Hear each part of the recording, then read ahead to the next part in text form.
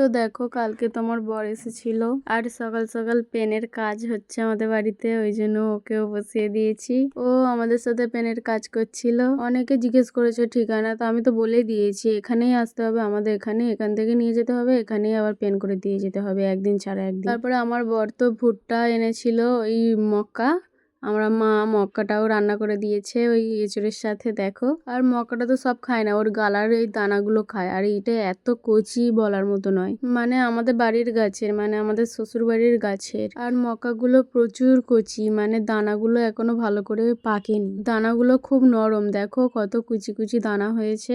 আর একটা তো মক্কা কেটে মা পুড়িয়ে খেয়ে নিয়েছে, তারপর আর একটা মক্কা কেটে রান্না করেছে, আর এই কটাও রিয়া হচ্ছে পুড়িয়েছে। দেখো আমার বড় পুড়িয়েছে। আর মক্কা পোড়ানোর গন্ধটা এত সুন্দর খেতে গিয়ে পড়ে গেছে, দেখো কেউ দেখতে পায়নি, পড়ে গেছিল।